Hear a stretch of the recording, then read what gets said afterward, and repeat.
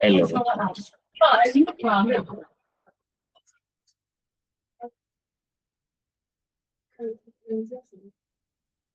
Good afternoon, everyone.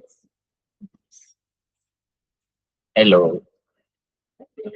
So, Good afternoon. We can hear you. okay. So, good afternoon, everyone. I have sent the files we'll be using to the group. So, for anyone that wants to follow up. And also, please, if at any point in time you cannot hear me, please just unmute your mic and notify me. So, send a message to the group. I most likely will not see it.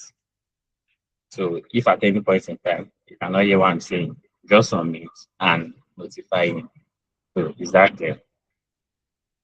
Yes, it's clear. Thank you. And also, please, if you have any question, just jot it down. Once we are done, then you can ask it. Now, I'll be sharing my screen.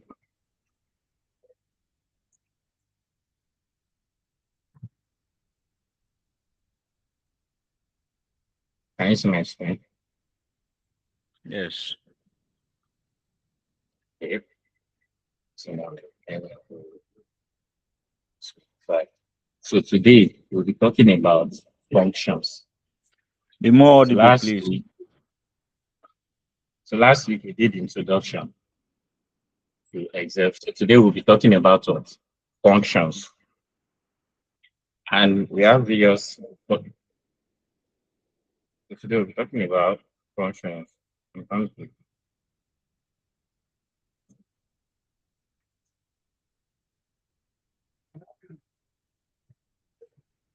Okay, I'm back. Sorry, there was an interruption before. So Excel functions are predefined formulas used to perform calculations and modify data. And in Excel, we have what? We have over 500 functions in Excel. There are different functions. But today we'll be talking about what? The commonly used functions, which are the text function that we use for the alphabet, the characters, the date functions, and the mathematics function, which are for numbers. So we'll be starting with the concatenate function.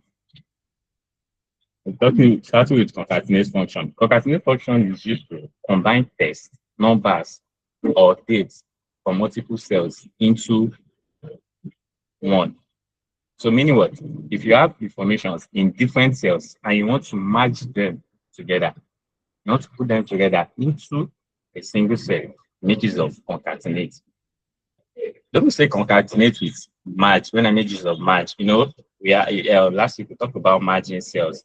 Like if you have something like this, you can merge it. This is you are merging the cell, not the cell content.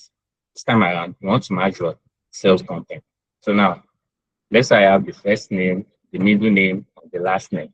Then I want to concatenate it together. So I've got the full name. Also, this is just a form of what data cleaning because if you have column that have the first name, the middle name, the last name, and just move it to one. That is also a form of what standardizing your data set. So now to make use of functions, any functions in Excel, you start with what and equals to. To make use of the functions, you start with an equals to. So you can either follow up the function in the cell or Sound as if formula bar. so Hello? What do you say? you're being too fast, sir. I'm being too fast. I'm working with time. Okay, but okay, I'll slow it down. All right, all right. So I'm now, following. Yes. okay. So now, I said if you want to make use of a function, you have to start with an equals to. So after the equals to, you will put the functions you want to make use of. So some people using the other version of Excel, you make my app just concatenate the load. So you can use the concat or the concatenate. If I'm using the concat, this are what they are called the syntax. So the syntax is just like a guide for you to tell you what the type of information your functions collect. The types of information you need to input in your what in your function. So when making use of the function, always pay attention to the syntax they are given. So if I want to select this, you can either select it like this, then comma, select it like this, comma, select it like this. So I have contact it. But what would you notice?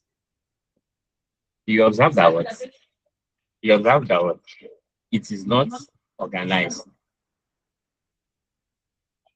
Do you understand? You observe that what? It is not organized because of the old cells were matched together. So now, make use of it to correct that.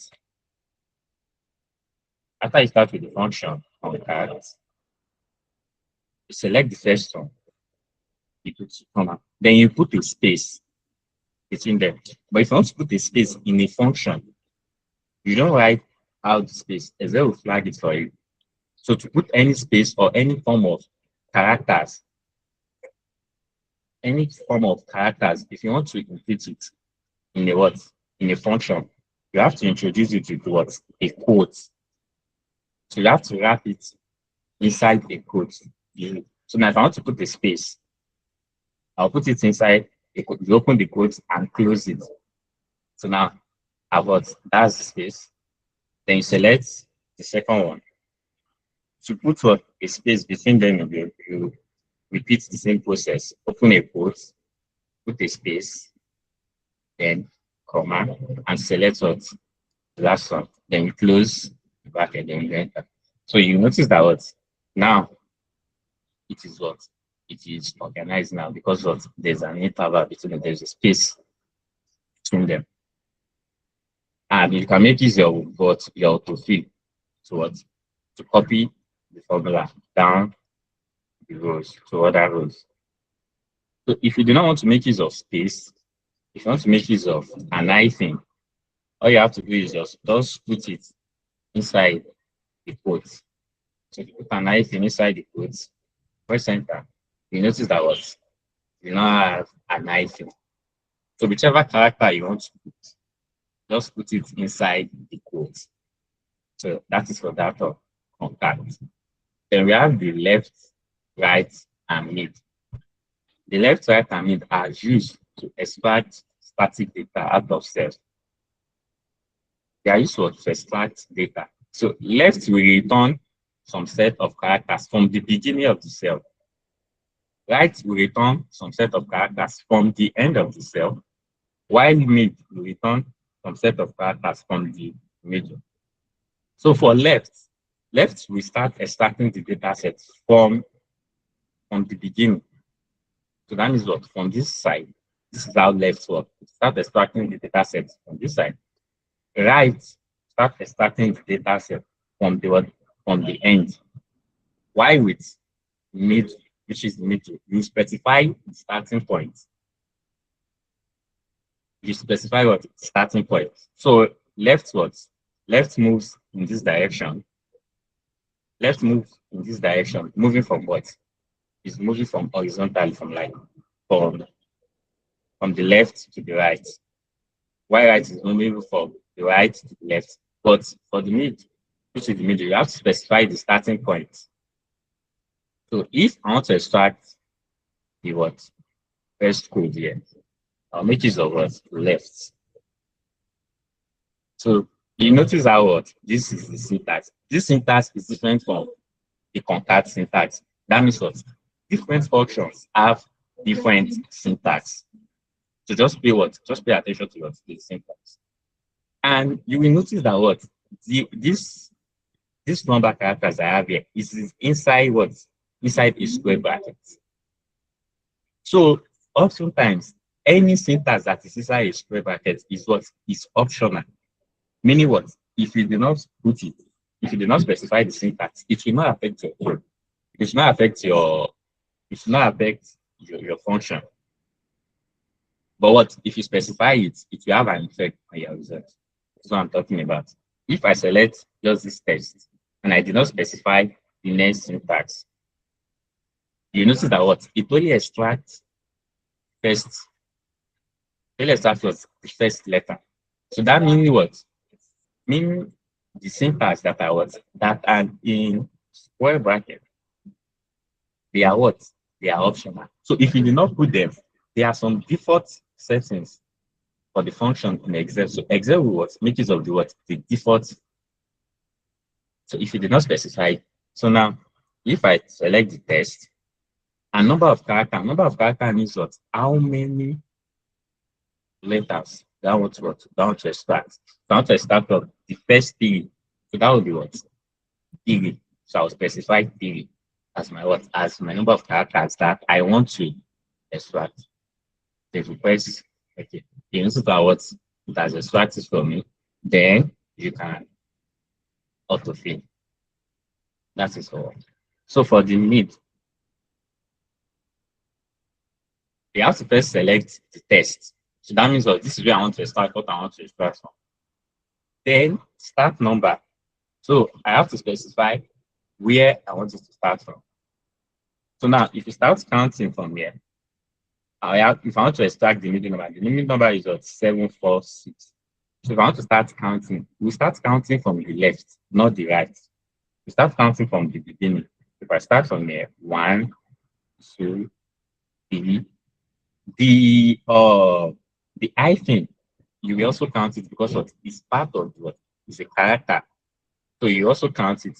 So that means what? 1, 2, 3, including the hyphen. That will be what? 4. Then I want it to start from 7. That means 5. So my start number will be what? Will be the 5. That means what? The 5th position. I want it to start from the 5th position. Pay attention. So 1, 2, 3. The hyphen is 4, and 7 is what? Is the 5th position. So I want it to start from the 5th position. And number of characters do I want you to extract? I want you to extract 3. That means to start from the 5th and extract 3. So if you put the quick enter, you see it. Then what? I can autofill it. So for the right, the right is similar to the left function. I just need to specify the text and the number of characters. I want to return what? The last 3. So just put enter. So just autofill. That's how you use. That's how we extract it. Left, right, and mid. We have the left.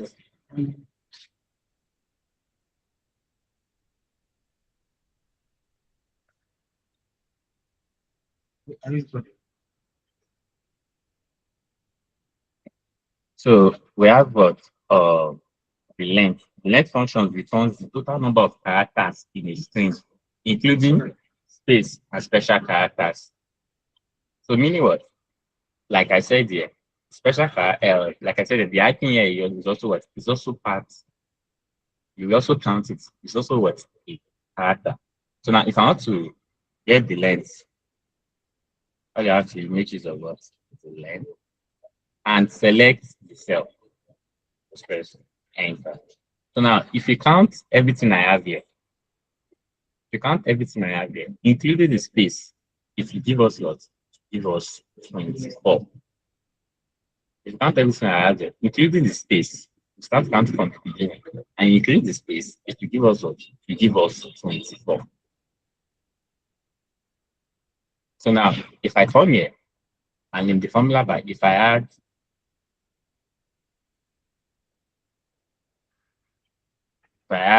something to it, let me say,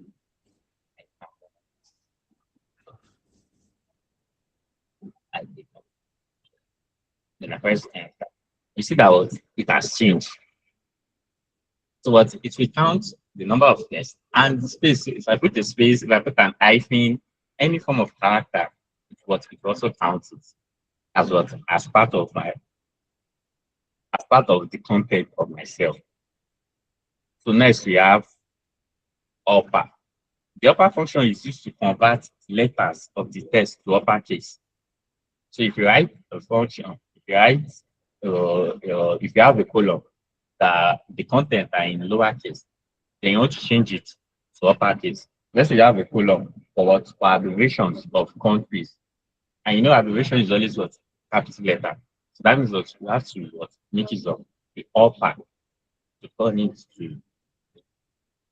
to what capital form.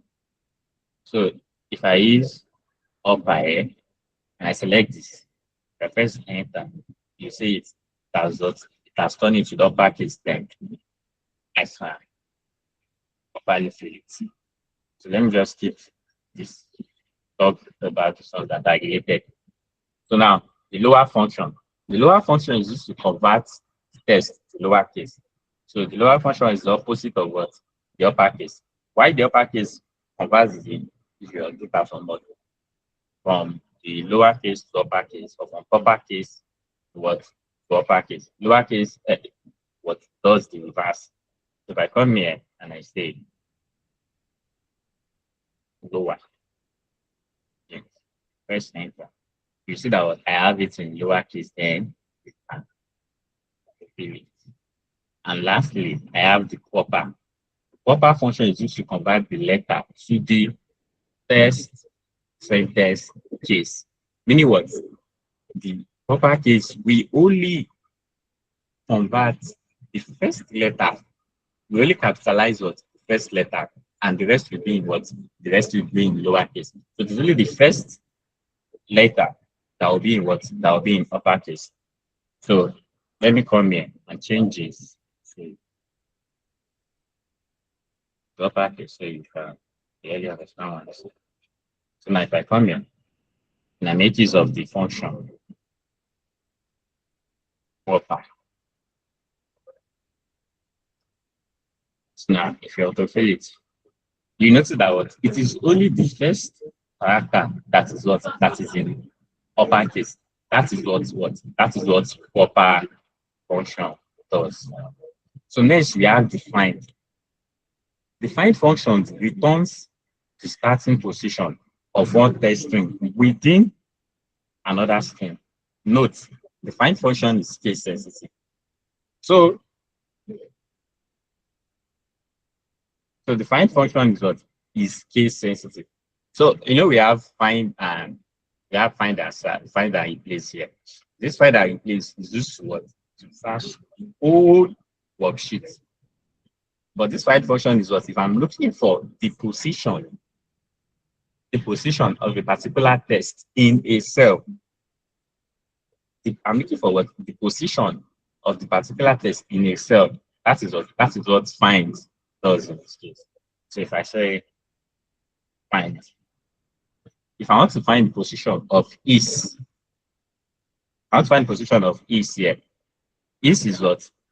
Is a text character, so I have to put it in quotes.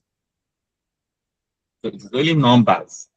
It's only numbers that you can write in function without having to put it in quotes. But anything that has to do with text or characters or special characters, you put it in quotes. So find text. I'm looking for is within text. Within which text? So I'm looking for it from this cell. Next is what? Is the start number. Start number is what? Where did I want it to start from? So if I did not specify the start number, I said something about if you have a syntax, square bracket, meaning what? It is optional. So if I did not specify the start number, it will start from the beginning.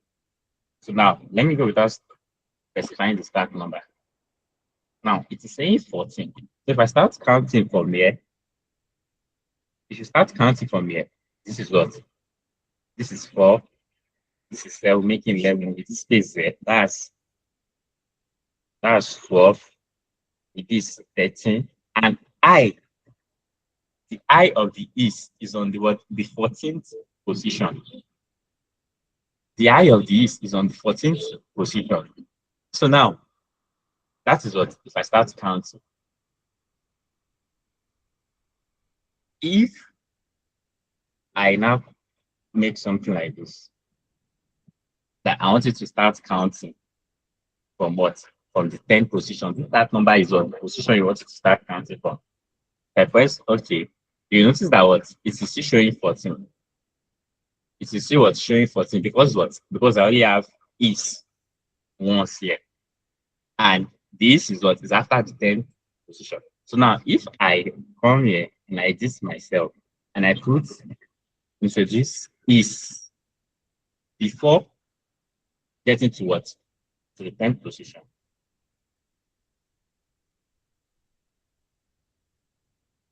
Now, do you see it? I've introduced what? I've introduced new is. So by introducing new is, the position of this is has moved forward. So now, if I want to create new find, same find, I want to use my find again. Then I want to specify is. If I say within text, now I don't want to specify position. If I press enter, you see that it returned this first is for me. So if I count it, my data is 4 with the space that's right. That means the I of this is on the what? Is on the 6th position. That's why it is returning 6 for me. But if I proceed to edit and I put the start number, I want the start number to not be what? Let's say 9. You know, by putting the start number is 9, I have what passed this is here. So let's see how we react to that. You notice that what? It is returning 17. That means the second is because of my start position. I've passed where this is. That's how you use what? Use find. And also, let me just to make what? To talk about find being case sensitive. So you notice that my is in what? Is in lowercase. So if I'm looking for is in uppercase, I'm looking for my is in uppercase, then I say within text. You see that what? It is giving me error because what? The is I'm looking for is in lowercase, or I put it what in uppercase. That is what it meant by what? Find its case sensitive. Now then we have what? Replace function. So you know when we find something, you have to replace it. So we have the replace function. The replace function works on replacing the part of a text string with different text string. So meaning what? The replace is you will replace a particular text within what? Within a self text. So if I want to replace this is, I'll make use of replace this. Now I will start with old text. That means what? Where I want to replace the text that contains what I want to replace. Then the start number. The start number is what? The position of the information I want to replace. The position of what I want to replace. So if I want to replace data, now, I will say the start number should be the 1 because that is the start. The number of characters. How many characters do I want? How many characters? That means what? Data has how many characters? 4. So I want it to be 4. To start from the beginning, that is the 1, which is the start number. Number of characters is what? What I want to replace contains what? How many tests? What's the length of what I want to replace? That's data. That means that is 4. So now, this new syntax is actually for the new text. That means what I want to replace with it. If I put, let me say information. Then if I put press enter, you see start what it has replaced 50%. So in this case, I cannot make use of what? Autofill. You can make use of autofill actually, but what? It will not work in line because what? I'm talking about position. But if I'm trying to use autofill here, to return error because of there is no is in this cell. So that is how we make use of find and replace. Find is case sensitive. Remember that find is what? Case sensitive. So we have the slash. The slash function returns the position of a number of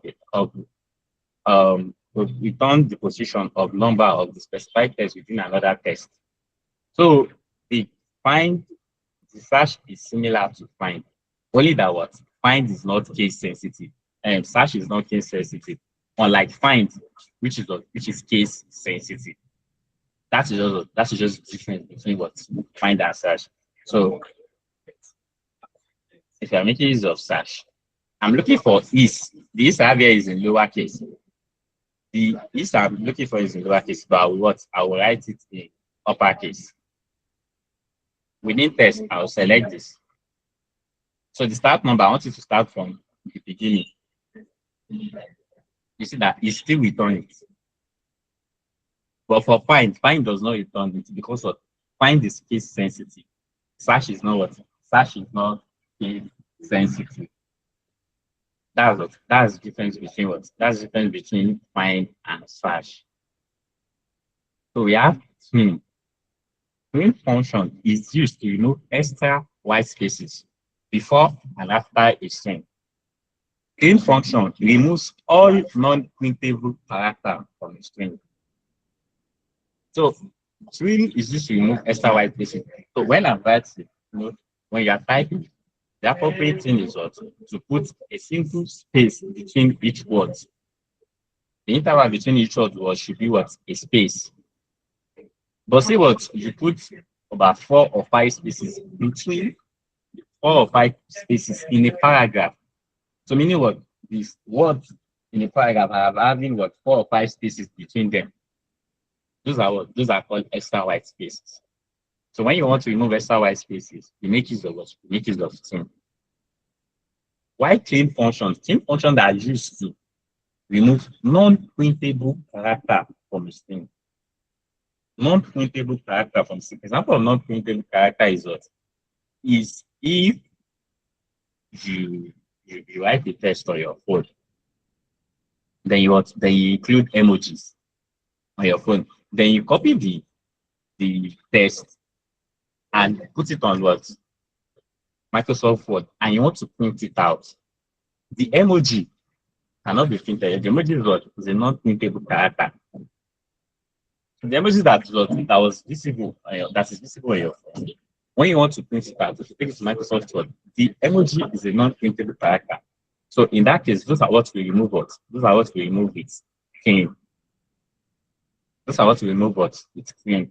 So now, if I want to clean, I have to start with is equals to clean, then just select this and press enter. So you can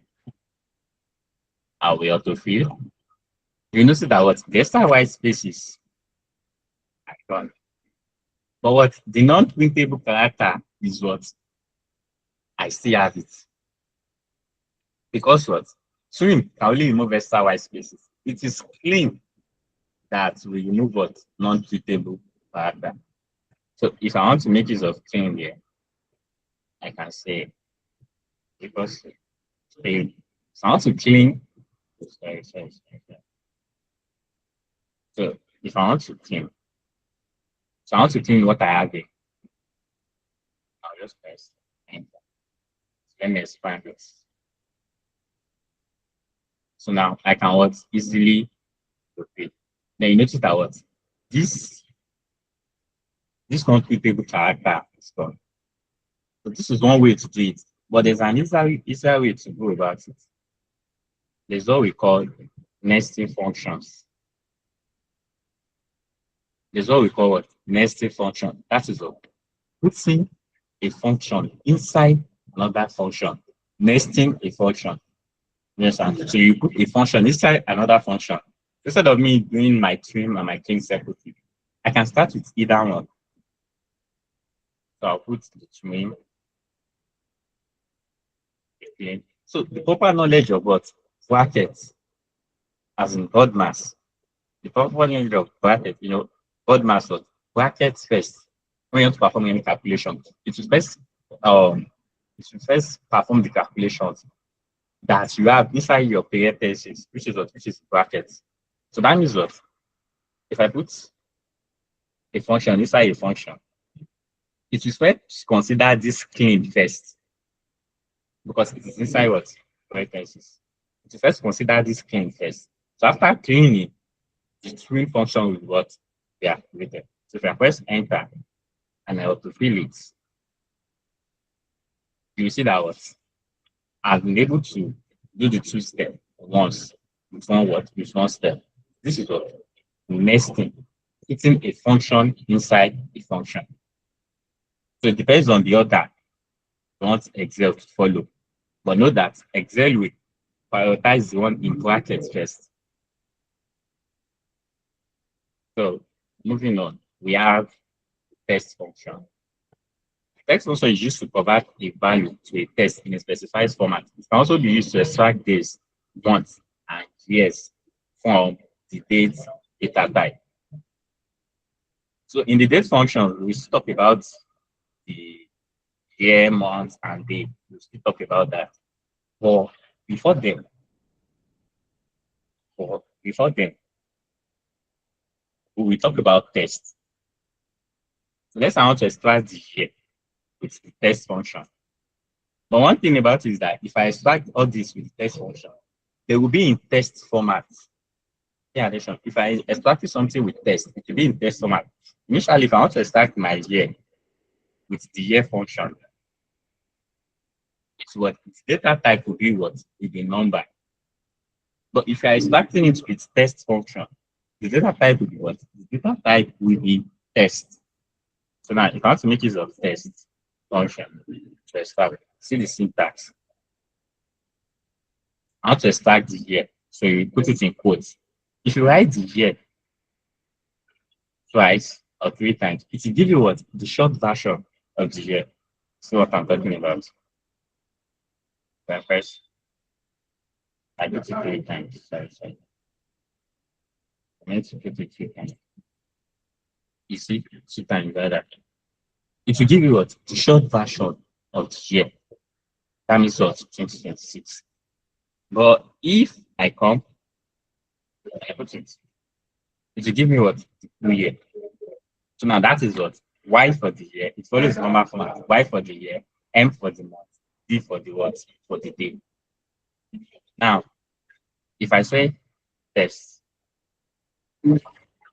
I select this.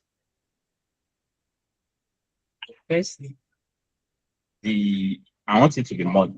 So I said if you put the month twice, it will give you just the month number, July, which is the 7th month of the year. But if you come and you put it three times, it will give you the what? The short version of the month. See it becomes just of it. Then if I write it in full, it will give me the what? To return the full month for me. So this is how we make use of what? This is how we make use of test. Hope everyone can hear me. Hello. Okay. Now, so for the day, I want to extract for the day. I want to extract the day. Select it. So the day, you have it what?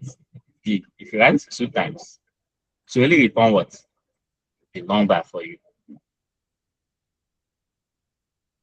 But if I write it 3 times, it will short the date for me. I'll give me what? Saturday. So if I wanted to write it in full, I have to put it 4 times. So do you get that? So that is how we make use of this. Now let me use this to explain. So this is one of the reasons I asked you to install the latest version. There is this function called test before or test after. If you are using the older version of Excel, you notice that it will not have it. If you are using the older version of Excel, you will notice that it will not have it. Let me talk about it. So now that is for the test function. Now talking about test to column. Test to column is what? If there are some servers where if you import data from them, servers like SQL, you will have it what? you have it in CSV format. Meaning what? Data set will be separated by what? Comma. So that means if you have 10 columns, 10 columns will be merged together, separated by comma, into what? Into one cell, into one column. So you have to what? You have to separate it. So there's this function called test to column. So if I want to separate this, I need to just what? To highlight it. I need to highlight it. Then come to data. When you come to data, if you come to data tools, you will see what? Test to columns. So if you click on test to columns, delimiter, because it is separated by delimiter. So if you click next, it will ask you for the delimiter. It will ask you for the delimiter. So the delimiter here, this data is separated by, let me go back. If you click on it, this data is separated by what? By comma. So that means what? Comma is what? Comma is what? My delimiter. So if I say test column delimiter, so I'll click on what? See, if I click on semicolon, notice that nothing happened. Nothing happened in this data set because of that is not the correct. That is not what? That is not the correct syntax. That's not the correct delimiter. So if I now select comma, you will notice that what? It gives me a preview. So this preview is just like a confirmation that is this what my data set looks like. So if I'm satisfied with this, then I can go to what? Next. If I'm satisfied with this, then I can just say, if you split the data set for me,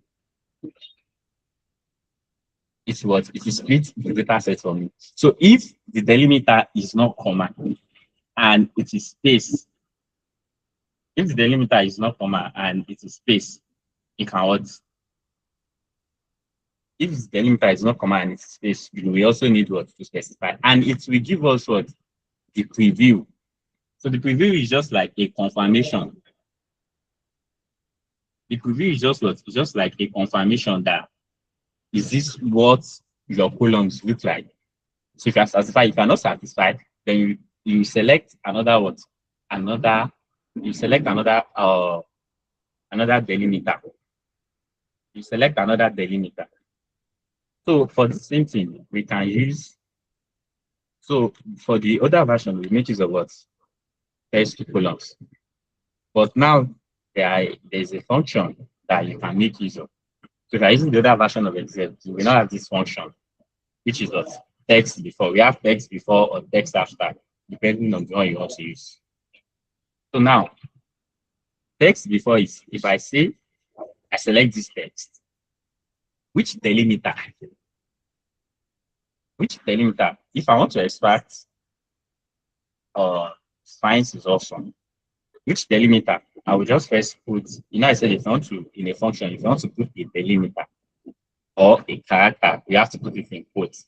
So this case here, they are separated by what? By space. So I'll put space there. That means what? Space is my delimiter.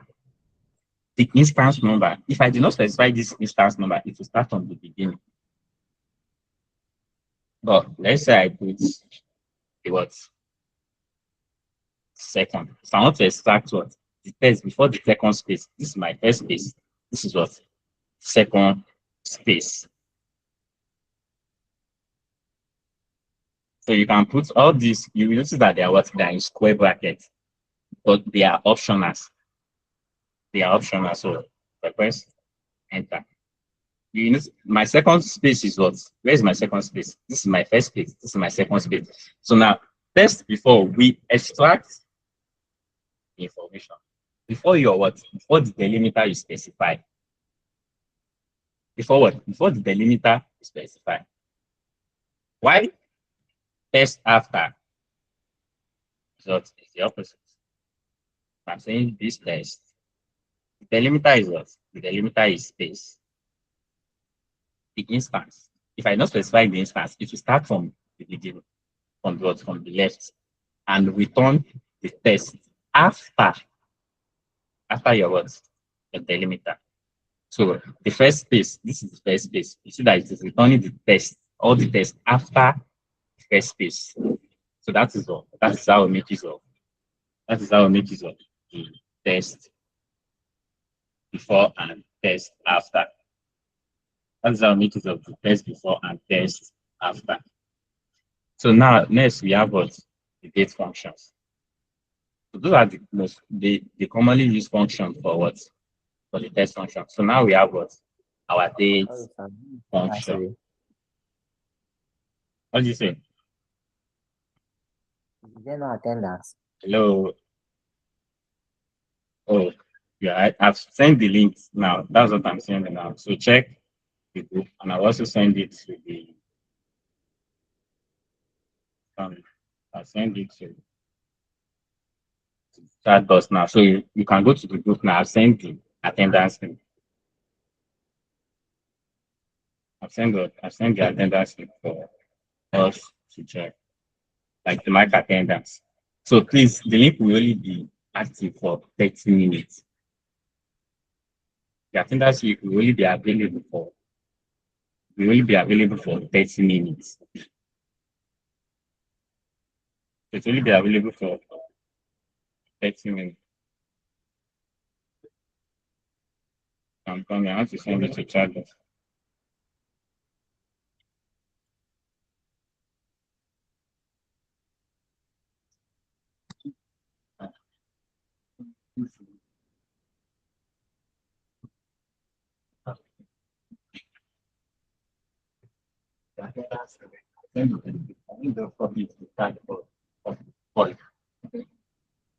Okay, now so I've sent the attendance.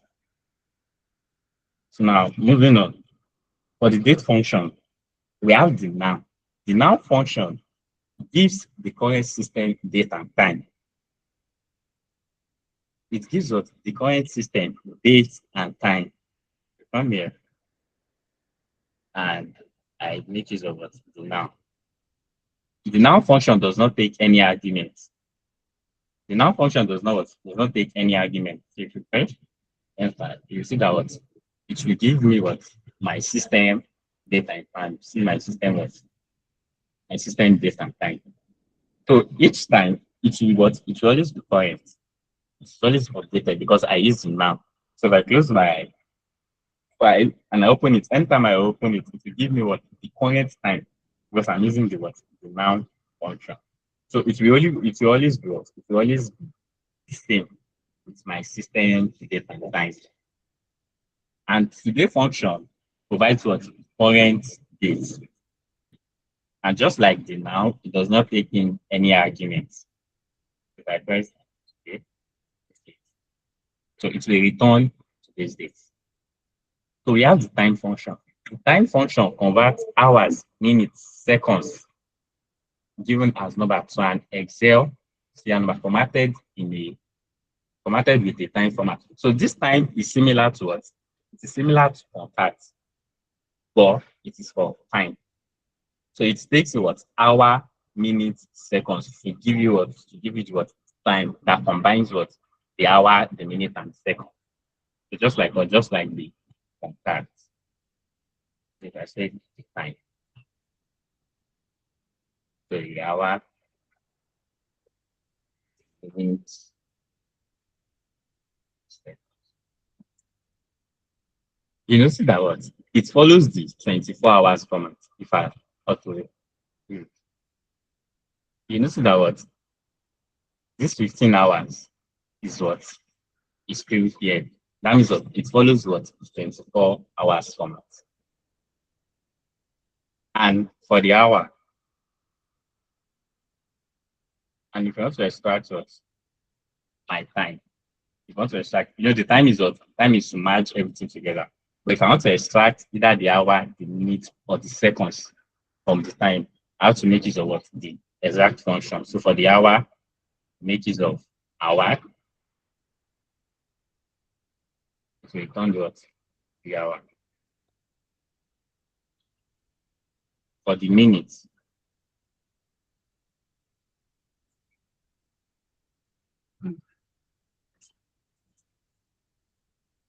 Okay, the attendance is now in the chat box and it's also on the group. So you're able to mark your attendance. And the link will only be available for 30 minutes. And I think about 5 minutes is gone. So let's say 25 minutes. So now for the minutes, I'll click, you give the minutes, then you press enter. You're okay. For the second, thank you for a second.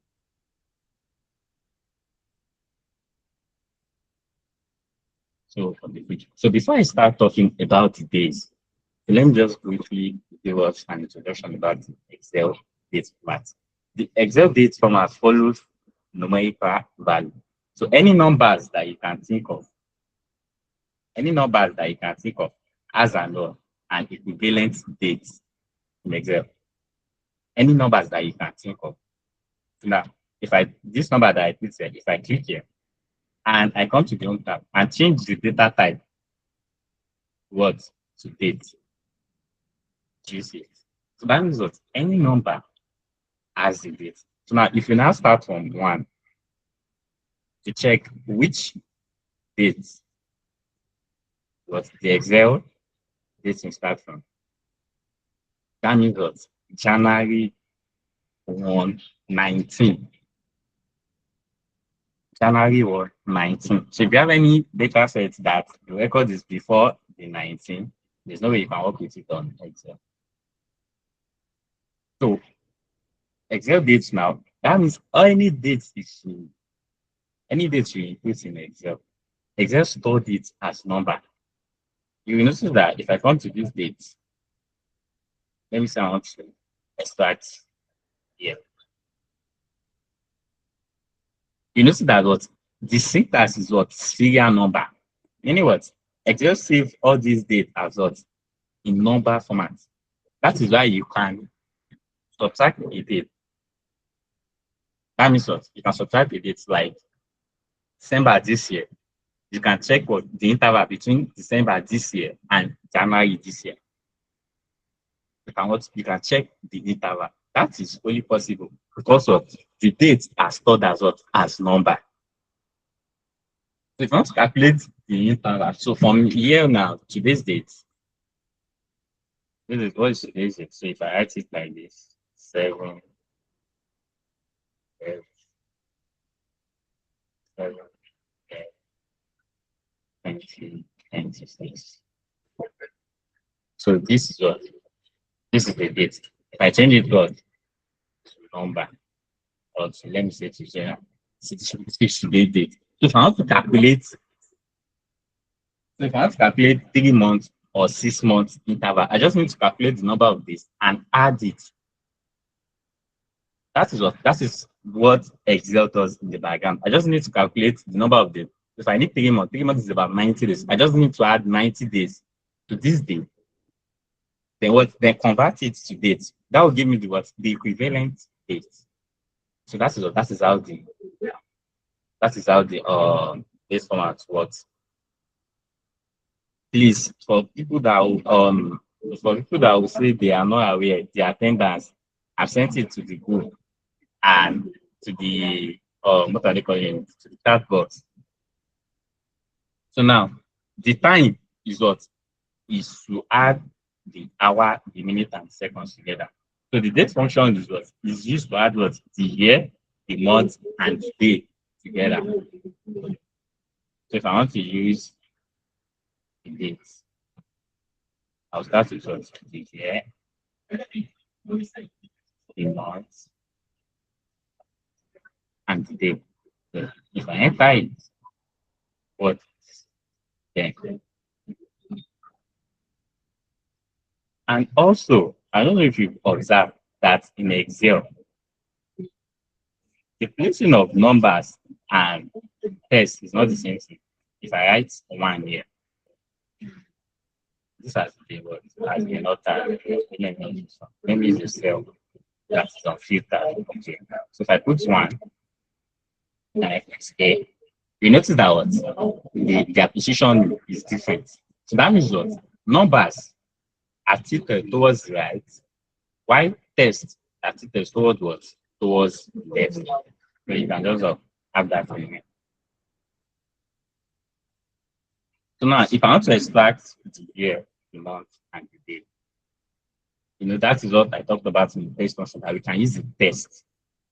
And we can also what? Extract it normally. You can say here. I click on this. This should extract the year for me, and I can easily fill it. For the month also.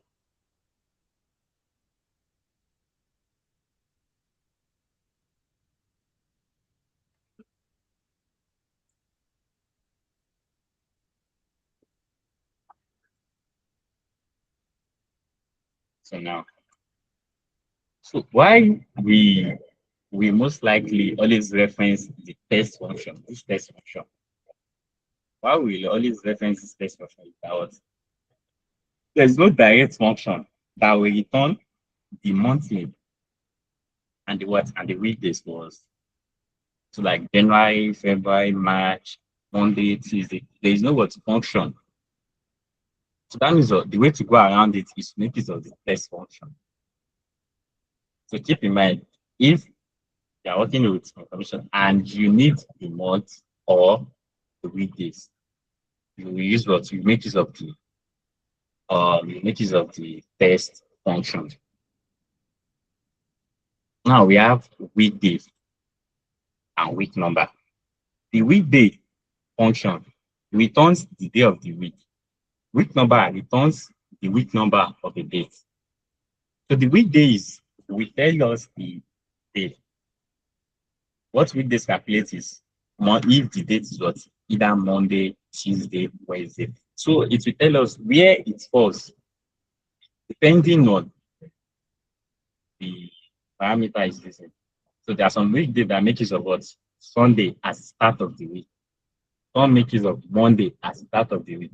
So depending on the one you are using, it will determine what? It will determine the weekday of the particular day. So if this day I want to change them to long days. Now see them. So I want to make use of the weekday. So we have what here. You notice that it is taking the return type. So it's asking me how and where which day I want to specify what as the start date. This is exactly the answer as I was trying to say. If I select Sunday, and to enter it, you notice that what accurate. Saturday will be the what? If we start counting from Sunday, Saturday will be the what? Will be the last day of the week. That is what weekdays does. Week number. Week number will tell us the week, where the week falls in the 52 weeks we have in the year. And in a year, it said that what we have what 52 weeks. So the week number will tell you the particular date, the week number it falls between the 52 weeks that we have in the year. That is what the week number does. If I come to week number, you select this. Just press enter. This is December 12. So December is what? Towards the end of the year. So after December 12, how many weeks do we have? We really have what? 2 weeks left. So you see, this is how the week number works. And January 17 is what? Is obviously in the third week because we have the first week, second week ending works on the 14th. The 17th is the third week. So the week number will return the week in which the dates fall within the 2 weeks we have in the year. The end of the month function in Excel returns the last day of the month. So this one is just a way to tell us what if we are not sure if the month is 30 or 31, you make use of the end of the month function. If you are not sure if it's 30 or 31, that's where you make use of the function. So regardless of the interval you specify, even if you start on January 1, then you put 2 months interval. 2 months interval will be March Instead of returning March 1st, it will return March 30. So regardless of what you specify, it will always return the last day of the month, the last day of the month. So if I come here and say a month, I'll take this as start date. This month is what? How many months in interval? How many months in interval? So if I say, I specify day. So the start is what? January. So 3 months interval is what? April. You notice that what? This date, the start date is January 10, but it still return what? April 30th of April. That means the end of the month, we return the last day of the month. The last what? The last day of the month. Then this E date is what? The exact date. Function in Excel returns the end number of months before or after. This one will return the exact date. Meaning if I start January it will return February to, it will return March to, it will return. That is what. That is how the what this will the exact day of the month. So if I come in and say, if I say start date, I specify 2 months interval. This is that what it return what the exact date for me. It return what the exact date for me. You just need to specify the interval. It will return the exact date for me. But at the end of the month, regardless of when you start, it will return the last day of the month. The last day of the month. Then we have the work day. The work day function returns a date according to specified working days in the future or in the past. The work day what? The work day counts the number of working days we have.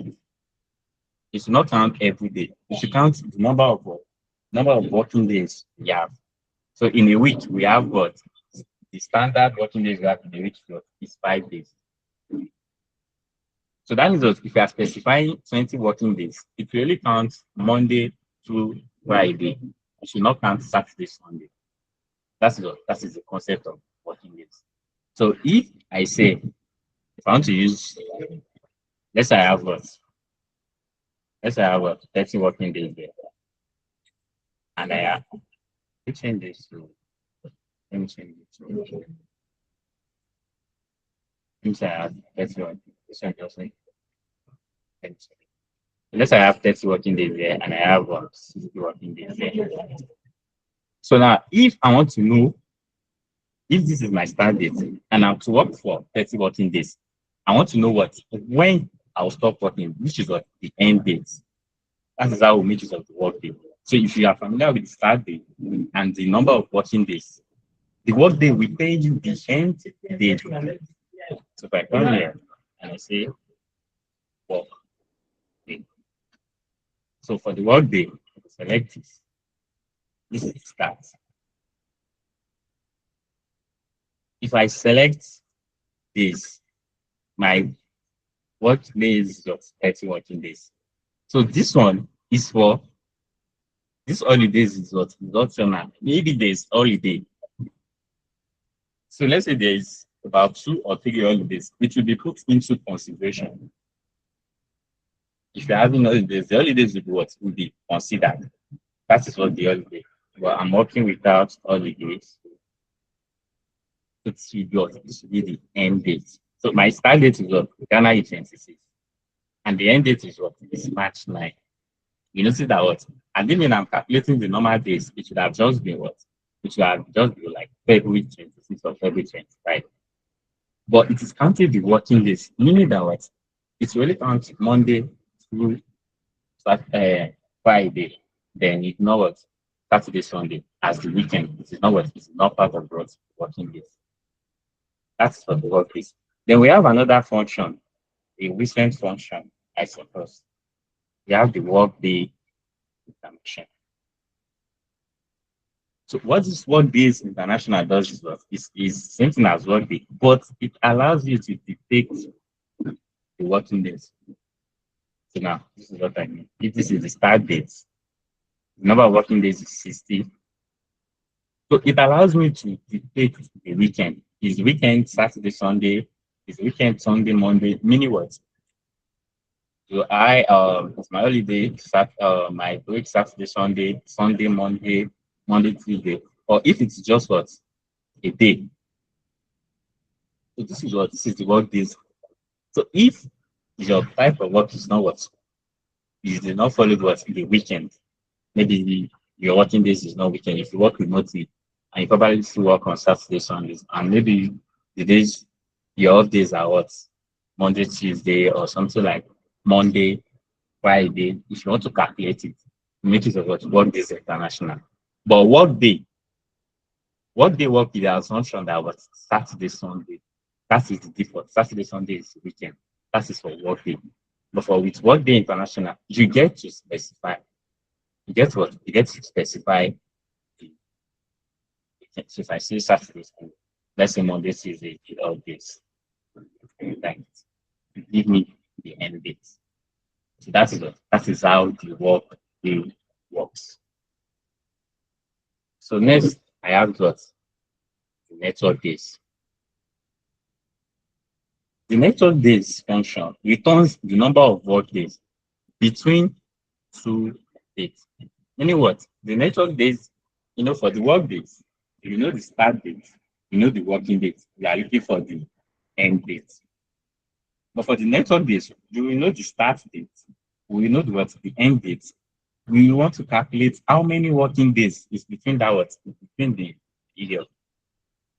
So if I'm working now, if someone said, okay, you want to give me a tax now, and I'm expected to deliver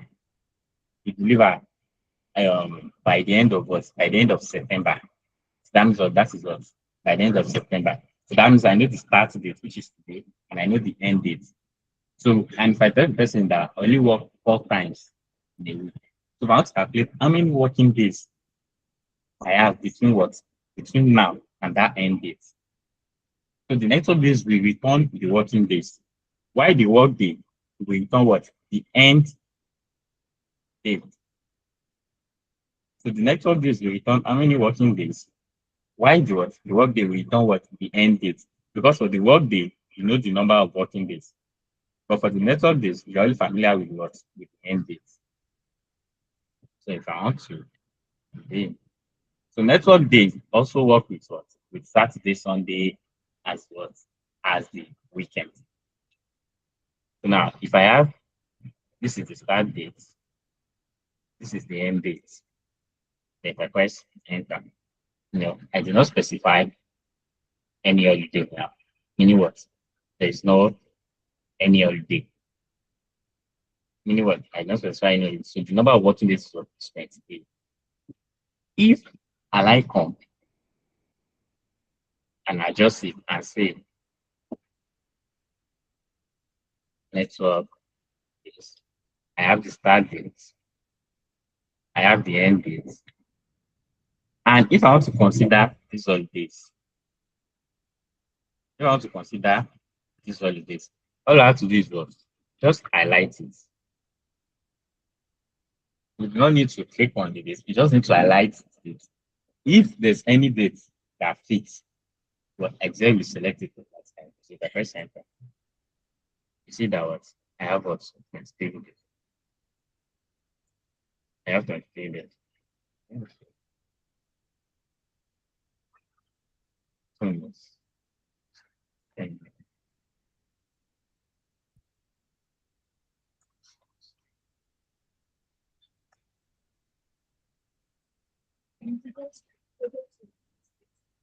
Yep, so if I have here, it's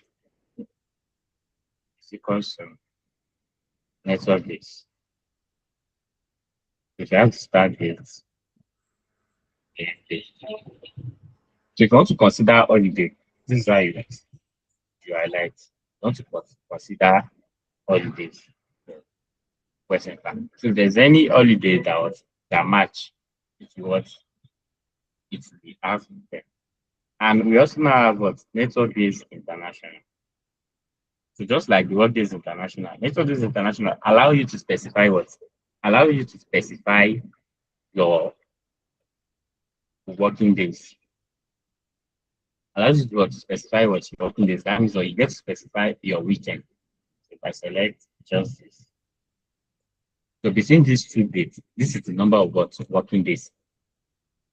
Given the fact that Saturday is only what? Is only my off day, which is the week. That is how network days and network information days work. So now we have the days. These functions return the number of days between two dates. This one just return the interval without what? Without any filter. You know the word days and the network days there's filter. The filters are what? The weekend.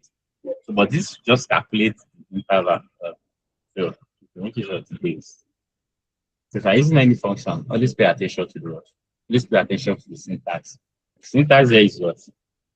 The end date and the start date. So this will give me what? The interval between what? Between these days.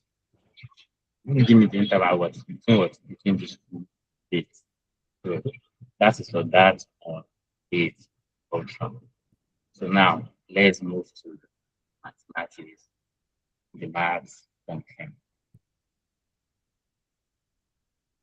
So now, before we start, we have absolute and relative.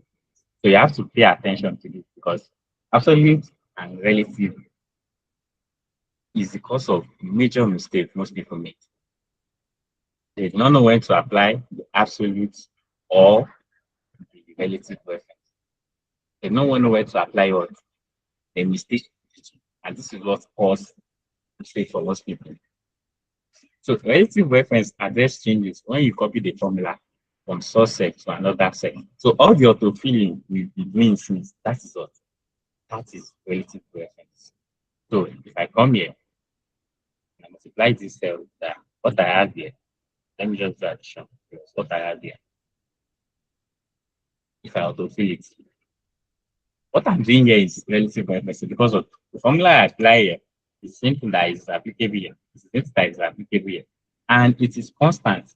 Meaning what? I'm adding this to cell. Just what? To cell. I'm adding to cell. So if I change, if I move from one row to another row, it will still add what? The two cell before cell and one. So that means what? It copies the formula. It just copies the formula across the row. That is relative reference. So absolute referencing is when the value remain unchanged. The value remain unchanged. This is what I'm talking about. If I have 3 here and I have 4 here, if I come here, if I want to do absolute referencing, I'll select the first set. To absolute referencing, you have to lock it. To lock it, you have to click on F4. On your PC, you have to click on F4. Then you see what? You see the dollar sign before and after the number. Before and after the character rather. So then if I want to add it with this F4. So now if I click OK, then I autofill it. You see that what? If I come here and I'm referencing, it is still referencing this cell because I have locked it. This is absolute reference. So no matter how many times I autofill it, it will not change. The calculation will be based on these two cells. This is what absolute referencing because what I locked it. That means what even if I autofill, even if I change, I move from one row to another. My source where I'm referencing will remain unchanged. My source where I'm referencing will remain unchanged. That is absolute referencing. But for relative referencing, if I just autofill, it will copy the formula and paste it on another row. If I move to another row, it will copy the formula. If I move to another row, it will copy the formula. But for absolute reference, it will not change. So if I say I want to multiply what I have in this cell, I want to multiply it by what I have in this cell. So for me to make it absolute, I have to lock it. And to lock it, I have to make use of what F4. So if I press enter and I autofill it, You notice that what everything is multiplied by 5. So if I come here and I want to see cell I'm referencing, you see that what the one that I did not lock, the main one, the one that I did not lock is changing. But this one that I locked, which is absolute reference, what does not change. Now, so if I now come here again, and I say this time around, this time around, I lock it. And let me say multiply by this one. I do not want to log this one this time around. So now if I were to fill it will return 0. So now if I want to check cell and reference, you notice that what this one that I log will remain change. This is absolute referencing. Meaning what formula cannot be copied. So the cell you are referencing what will remain unchanged, even if you move from one row to another row or from one column, the value you are referencing what does not change. So that is absolute reference. So there are different instances on where we make use of what relative or absolute reference. So now let's move on. We have what this mean function. The mean function returns the minimum value in range of values. It returns the minimum value in range of values. I mean, I say, okay. So if I have this information, if I highlight it from here, the minimum functions return what the minimum value. So the minimum value here is what is 1. That is what the minimum function. And I have the max. The maximum function will return what the highest. Return what the highest value. So if I come here and highlight what I have, to return 6 because what 6 is what is the highest. We have the round function. The round function is used to round a number to a specified digit. Is to round the number to a specified digit. More like what? Specify how many decimal places also rounding. If I come here and I say round, if I want to round this, because I want it to decimal places. If I say 2 decimal places, so apply what this is what the proper way of what of approximating. Because of this 8 is greater than 5, and we know that if 8 is greater than 5, turn it to 1. That is what if you are approximating decimal places. But round down, the round function is used to round the number down towards 0. I want you to observe something. I want to round down this number to 2 decimal places. Round down, we only remove the last number without performing any form of what approximation. It will really convert the last number to 0. If I want to move it to 1 decimal place, it really turns 7 and 8 to 0 without performing any form of approximation. Unlike this one, where if it is greater than 5, it will turn it to 1.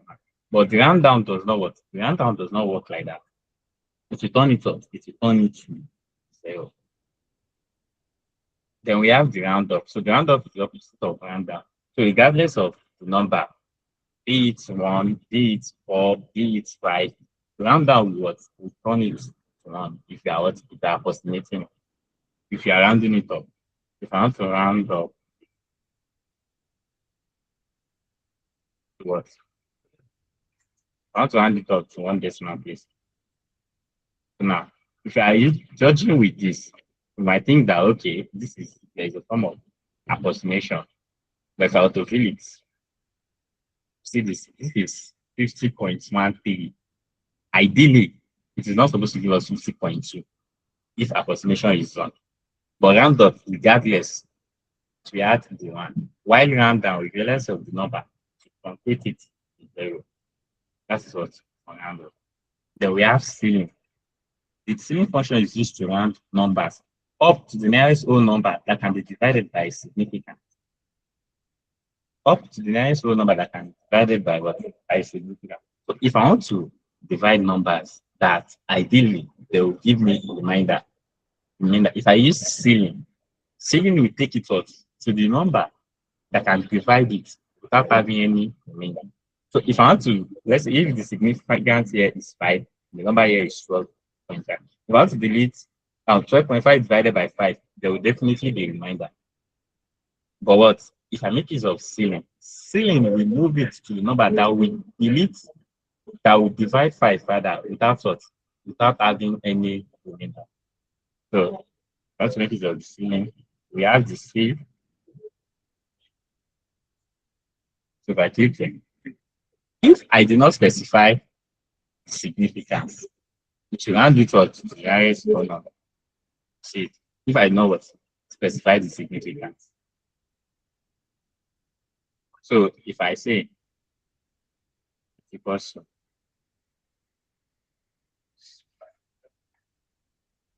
this number, this is the significance. This is significant. You see, this is 50. So if I autofill it, you notice that all numbers 50 cannot divide 4 without having a number. But what? It move it up to 52. 25 cannot divide 7. It move it up to 28. 30.24 cannot divide 10. So it move it up to what? It move it up to 40. That is what? That is how round works.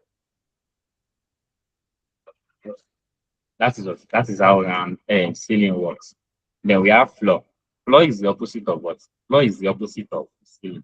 The floor function is used to round number down to the nearest whole number that can be divided by the significance. Floor is used to round number down to the nearest whole number that can be divided by what? That can be divided by the significance. So unlike ceiling that will move it up, floor will move it down to the number that can divide significance. So if I come in and say floor, click on this number. Got this number there.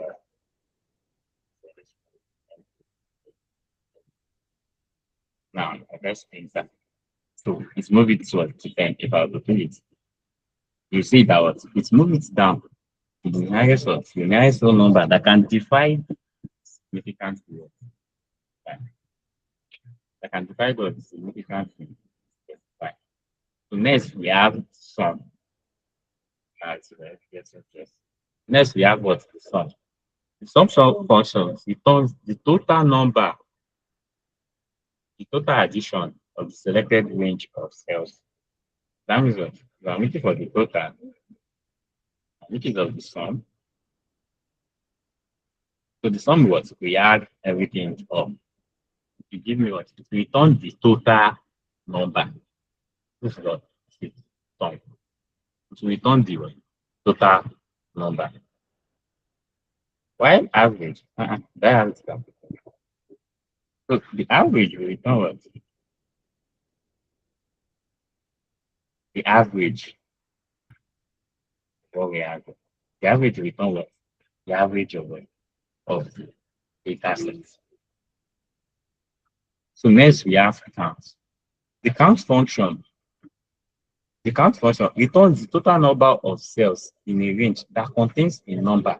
It does not include the cell which is blank and the ones that hold data in any format apart from many. So in Excel, the count function only counts numbers. The count function only counts numbers.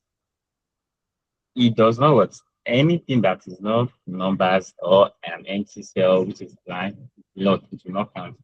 If I'm using count, I'm making use of count and highlight this range from there to here, and then those are highlight this. And if you press enter, you see that what it only returns 2. Meaning what? It's only 4 and 7. That is what? That is numbers among the range I highlight.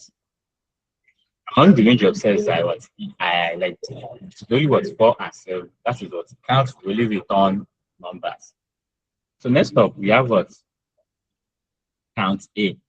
The count A functions returns the total number of cells in a range that contains any record It does not include the cell which is blank. So as long as it is not blank until we count it, be it number, be it character, be it text, until we count it, as long as it is not blank. Meaning what? As long as the cell is not empty, until what? Until we count it. That is what calculate does. So if I come here, say count it. So if I highlight this, let me highlight this one. So if you press enter, it only return 5. So if you count it, 1, 2, 3, 4, 5. These are always cells that contains what? That contains what? Record. And you notice that what it contains different records. This is text, this is number, and this is what this is picture character. So until we count it regardless, as long as it is not blank. So then we have the count blank. The count blank function from it, as name implies, is used for to count the number of empty cells within a range. To count the number of what? To count the number of empty cells within what? Within a range. If I come here and say count blank. Fine, I see. So you notice that this, I like it. This and this are what are the empty cells that I have.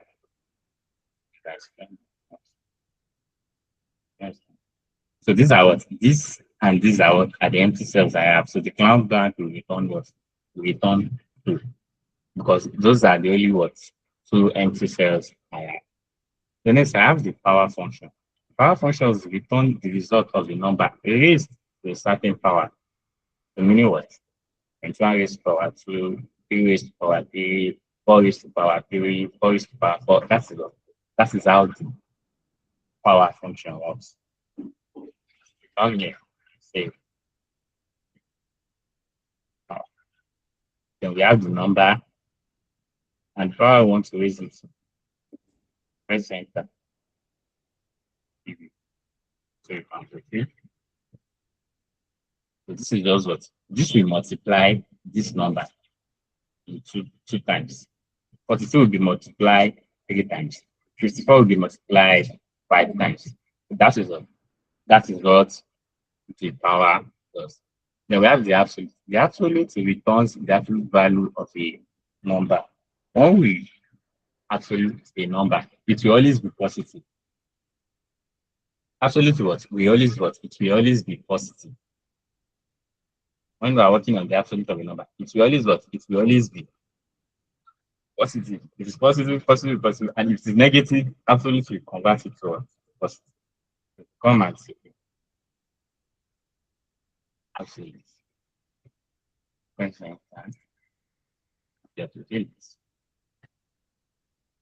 Absolute. This is how the absolute works. So next we have the subtotal. Next we have the subtotal. The subtotal functions returns the subtotal in a database. Depending on what you want, you can select either average count. So the subtotal is just what? It's just like let's say a paragraph containing our sum, count, the variance, standard deviation, whatever you want to calculate. So now, if I make use of the subtotal, you will see the options. So I get to select whichever one I want to calculate. So if I'm interested in the average, after selecting the average, then I just have to highlight the number, the range, and to calculate the average for me. If I want to change it from the average, I can easily come here.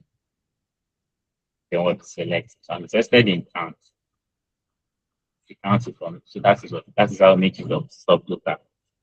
We have the modulus. The modulus function returns the remainder when a particular number is divided by a divisor. So when a particular number is divided by a divisor, the modulus will return. So 21 divided by 2. 21 can only divide 2 10 times. So that means what? The remainder will be what? Will be 1. So that is how modulus works. So if I select the number and the digit,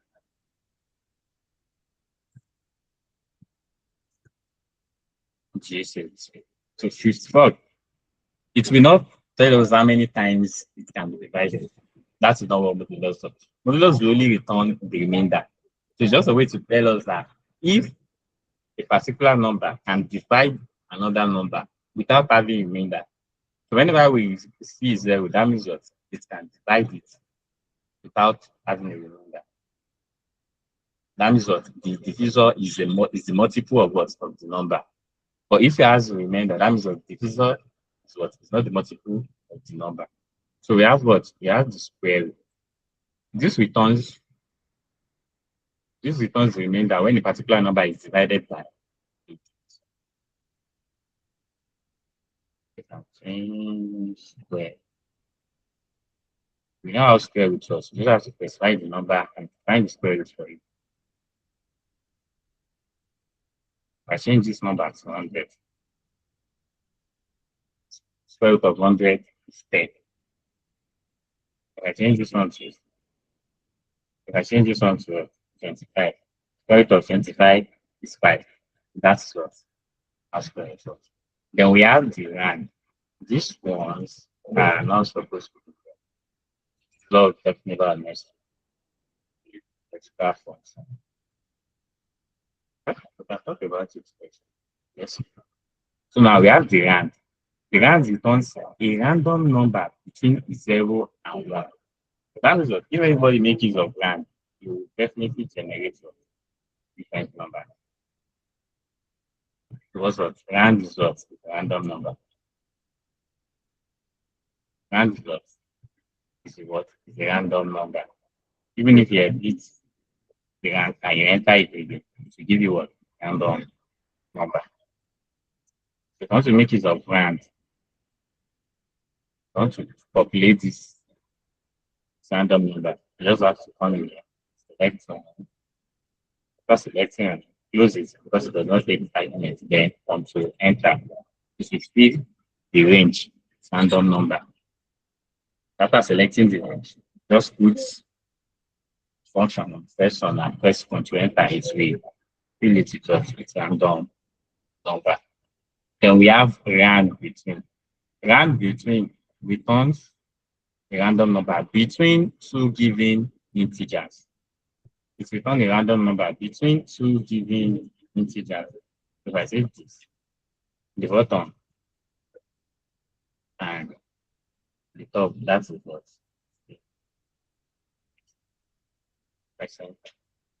You notice that what is giving me random number.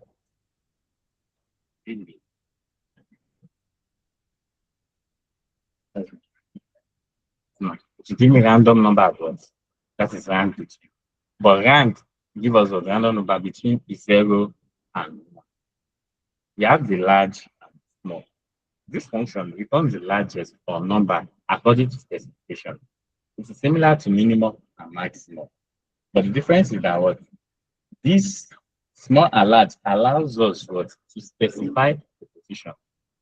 So now if I want to use large, I can select if I can specify if I want what the largest number or the second largest number or the third largest number. And also for the small, I can specify if I want what the smallest number, second smallest number, or the third smallest number. That is the difference between what large and small. If I'm making use of large array, we select what the range of data. And okay, so if I'm interested in the let's say second largest number, I press the largest number here is 88. The second largest number is 79. That is how that works. For small, we have more. Select the array. So if I want the third smallest number, the k, that is the significant. So the smallest number here is 23, followed by 40, then followed by 44. So that is how small works. Now we have rank. The rank functions allows you to quickly denote how values rank in a data set in ascending or descending number. So if you want to rank this particular information. Want to write this particular information. We'll make use of the rank function. And I would like us to pay attention here. I would like us to pay attention here. This is number I want to rank. Select it, follow the syntax.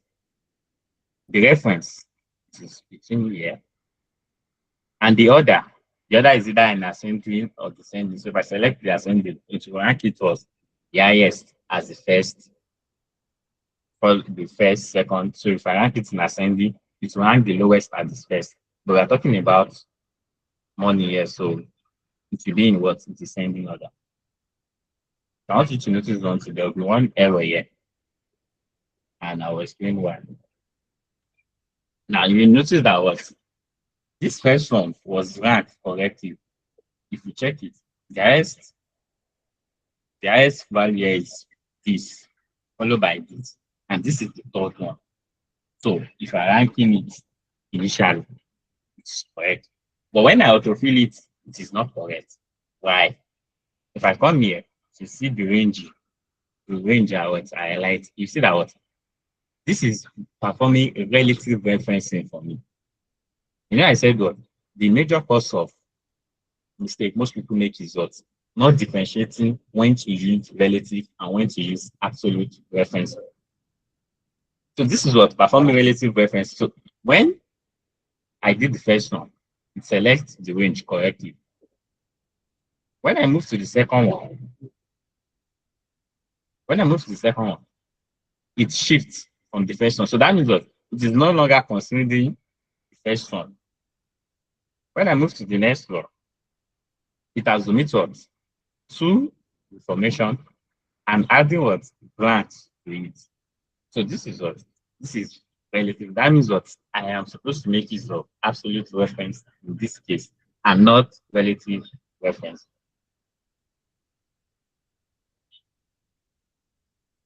So now, if the proper way is now to be rank equation. And also you will notice that there are some functions you search that you will notice this sign here. And it's what the function has been replaced with a new function. So probably over recent updates, these functions will no longer be available. This is what it implies. So this rank has been replaced with rank equal. You'll have noticed there are some functions I'm using that is similar. In the case of the ceiling and the floor, so those functions, there's a new function for them. The old function still works. Keep in mind, the old function still works, but what the new function is just like what making people to be familiar with the new function before the old function is in. So now, if I want to use this is the number I want to write. So this is what I want to autofill. That when I want to autofill, I want it to rank these numbers. So I cannot lock it. Because of when I'm autofilling, it is this number that is changing, so I cannot lock it. But for my reference, what my reference means is I want to rank this number against everything I have here. So even if I move to this line, I still want this cell to be ranked against this whole number. The third one is to be ranked what? Against what? The numbers in this range. So that means what? I will lock the range. That is now what? I've locked my range. Then if I specify my order to be descending, now if I press OK, and I autofill it. See that what? The ranking is what? It has been ranked what? In the correct order. It has ranked in the correct manner. So we must always pay attention to when to make use of relative and when to make use of absolute reference. It is very important when to make use of relative and when to make use of absolute reference. So now, moving on, next we have what? We have the count function. The count is the sum is. So now we want to use sum. You know, before we talked about sum. Sum, we are summing everything. But for sum if we want to filter it, we do not want to sum everything. If I need the sum of everything here, all I have to do is what? Make use of sum. This is what the total sum is around 1719. This is how to get total sum. But if I'm not interested in the total sum and I need the total sum for what? For each fruit here. So I need the total sum for the grapes. More like what the breakdown. The total sum may only give you the total sum. But I need the detailed information on what? On each fruit. The volume each fruit contributes to the total volume. That's what you need to the sum if. The if is what? Is conditional. We know how if is what? Conditional. That means what? If you do something, if you come, if you do not come, if is what is subject to what? To. So now, if you want to make use of the sum if, so we have the sum if, the count if, the average if, and we have the sum ifs. So the sum if is one condition. The ifs is what? For more than one condition. So if I'm working with the sum if, so for the sum if, I will what? Always follow the syntax. Always what? Always follow the syntax. Always follow the syntax. So the first thing is what? Is the range. So what? To specify our range. Our highlight is this is my what? This is my range. Or you can take it from here. This is what? This is my range. Make sure what? You lock it. Because in case what? We are autofilling. Always what? Always lock your range. Then next, the criteria. What I want to sum. So what I want to sum from this range is what? Is grades. That is my criteria. But because I want to sum other words, I want to sum other what are they calling it? Other fruit. I cannot log this because if I log this and I autofill, it will only be calculating the sum of grades for me.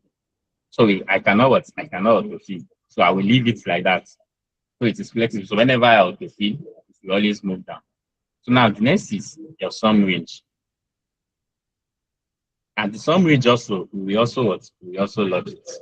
So then you use it and press enter. This will give you what? The sum. Then if I autofill, this one is mine, so you cannot mind this. So now if you check here, and you want to check how many grapes I have 167 and 171. If you sum it together, it will give us what? 388. If you're interested in the pair, you come and sum the pair of 101 and 164 will give us what? 265. That is what using sum here. So now, if I'm interested in the total sum, I come here.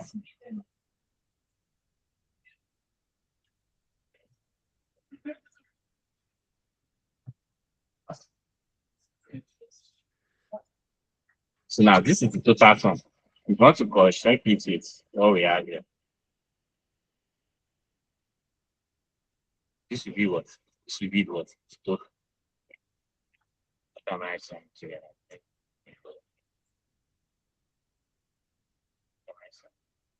I say it's the first sum.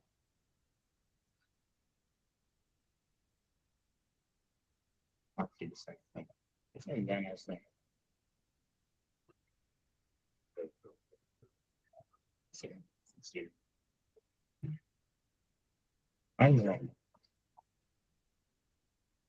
Okay.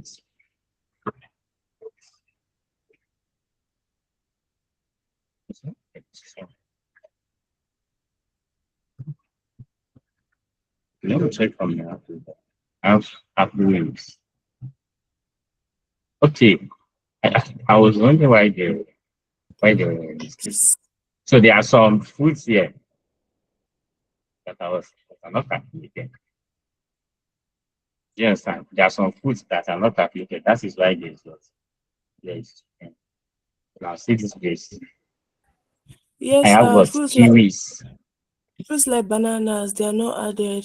Then kiwis, You that's why understand? it's not the same total. Yes. Yes. Thank you. So I was confused. So it is what? They are what? They are not added. That is why. But them, if you add them, and we do the sum, you will see that what? Same thing.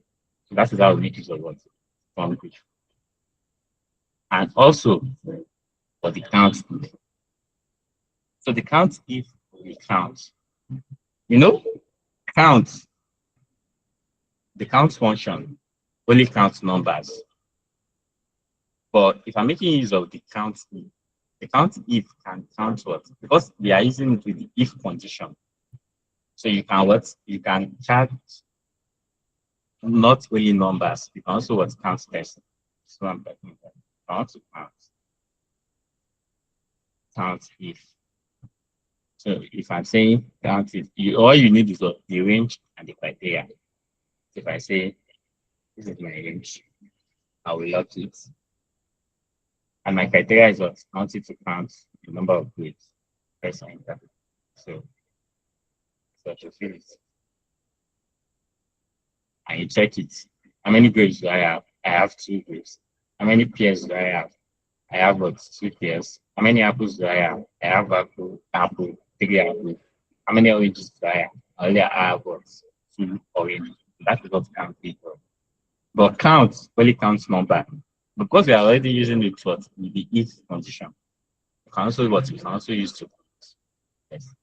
So now we now said in this unit, if I'm looking for a unit that is less than 50,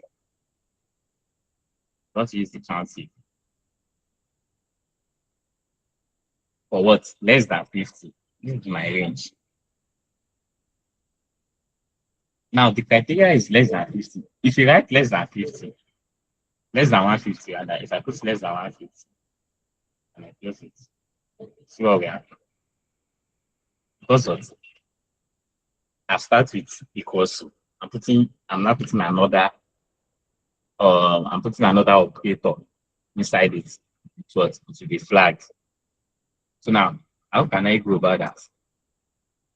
I will have to wrap it in what? In a quote. You have to wrap it in what? In quotes. So then if I put less than 150, this is because of the less than. That is why I'm wrapping it in quotes. So if I put it in quotes, I'll just close it. Then if you check here, 123 is less than 150, that's fine. Then the next one is 1. So it is only 2 that are what? It's less than what? Less than 150. Same thing if I want to do for what? Count if it is what? If it is greater than 150. I will have to wrap it. I'll have to wrap it. You have to. So now, if you count it, I have 1, 2, 3, 4, 5, 6, 7, 8, 9. So that's how we use what the counting, either for the very data type or whatever we are looking for. And if you are looking for, let's say I'm interested in where was now where it is equal to 1, it is giving me 0. But I come here and I update it. You see that it's only 1. So even greater than or equals to, you must wrap it inside what?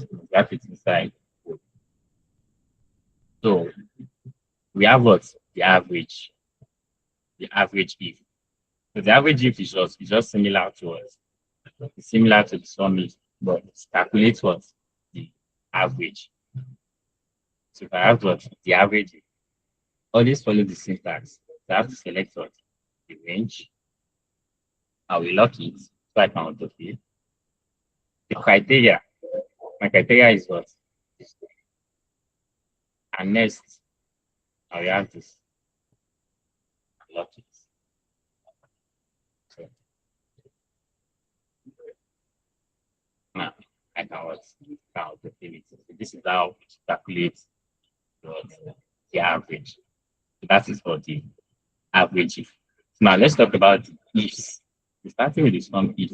It is for if we have more than what? More than one condition. So now I want to check this price.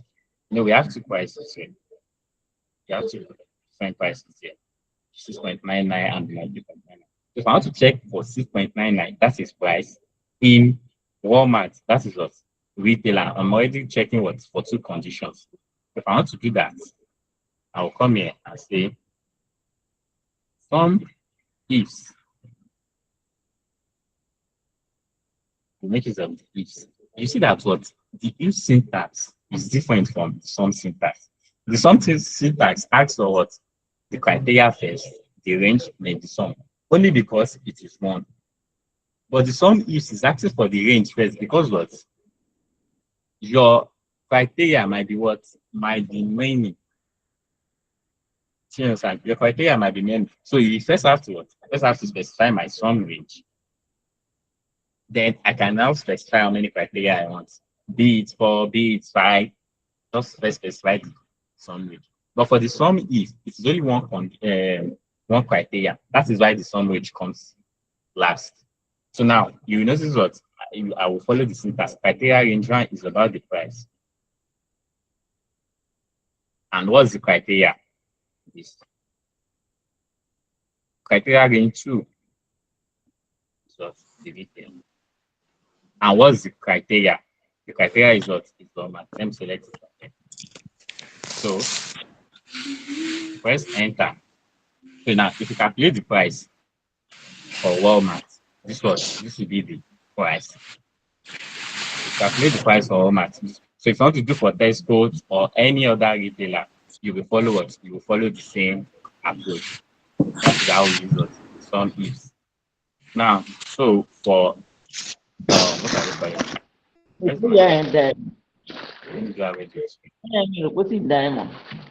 Hello.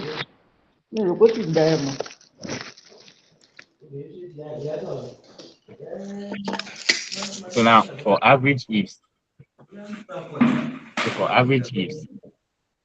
we'll make use of what?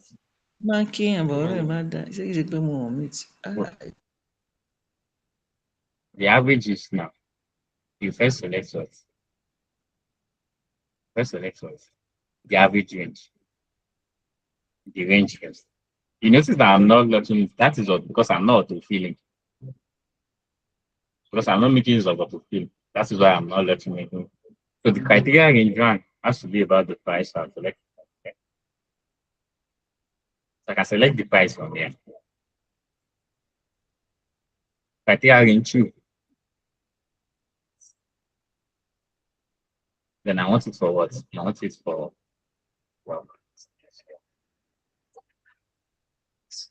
that will calculate the average. The average use. Now for the last one, we should count. So the counting functions counts the number of cells specified by a given set of conditions. So we have players, we have team, we have age. So if you're looking for how many Real Madrid players are over 30, how many Real Madrid players are over 30? If I want to count it, how many Real Madrid players? That's the first condition. So among the team, Real Madrid, over 30, that is the age. So that is what? 2 conditions. So I'll make use of it. I'll make use of count. I'll make use of the count system. The count, you see that the count does not take sum or average range like what, like sum and the average. Because what? It is just counting. Just have to count. So now I'll select what the first criteria. My first criteria is what? From the 2 criteria range. And I'm interested in what? I'm interested in Real Madrid. Second criteria is what? It's age. And I'm interested in what? Over 30. So for over 30, I'll have to introduce my quotes and put what? Greater than 30. So I have 2. So if I want to check how many Madrid players here are over 30, I have 2 Madrid players. Okay, only 2 Madrid players, and the 2 of them are what? They are both above 30. So this is how we make use of what? This is how we make use of some ifs. I almost have that. This is how we make use of everything. So this is everything. So now stop and take. questions. So now, any question? Christian Ajayi, do you have any question? Hello, is there any question? Is there no question? Okay, so now I have a question. Who can tell me the difference between transpose, using transpose, the copy and paste format, and using transpose with formula? Unmute and answer if you have the answer to it. Unmute and answer. Come again. The difference between using copy and paste transpose and using the function transpose. Copy and paste. Okay. So who can see the difference between using copy and paste transpose and using the function transpose? Okay. Good evening. Good evening. Yeah, the difference for the formula aspect, the empty cells are filled with 0. Okay. Why for the copy and paste, it remains empty. It doesn't. It just transforms it. Forms the column becomes the row and the row becomes the column. But the empty cells remains empty. Why for the formula code, the empty cells are now filled with 0. Yeah, that's correct. So the transpose, the copy and paste transpose retains empty cell. Why the function replace it with 0? Please, I think the answer is definitely. Can you help me to up your contact in the chat box?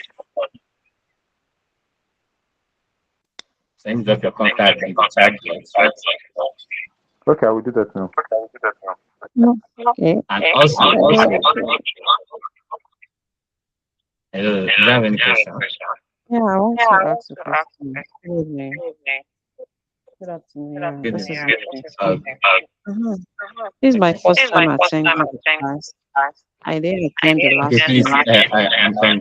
Please, others, please help me mute. Yeah, thank you. Okay. Okay.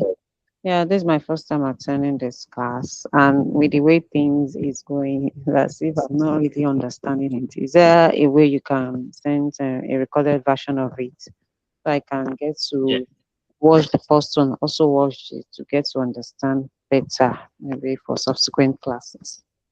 So, and again, with what you explaining, you said you lock something, you did not lock. Like this, is it the way normal Excel is used, or is it just an advancement of Excel? Because I could remember then when I did my computer training, then yesteryears, then when you highlight some things to get the sum total of something, you make use of all those signs, equal, bracket, these asterisk, so it automates the answer for you. So I'm kind of seeing things like that now. So is it just advancement of just this beginners friendly Excel for this class? Because it's my first time anyway saying this. So I believe by the time I watch the first class, then watch this, I'll get to understand better.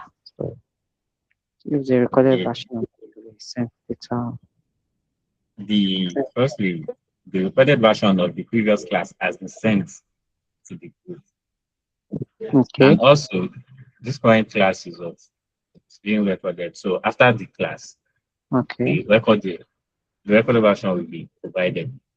Okay. And for the absolute reference, which has to do with locking the cell or the cell reference, I would say is the basic function.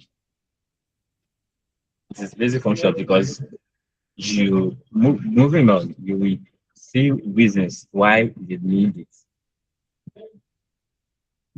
because you've seen how the relative functions. But I don't know if you start with us when I was talking about the relative referencing and absolute referencing. The relative referencing is the one that is common.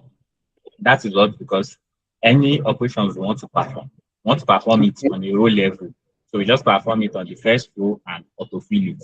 That is what is common. That is what is common.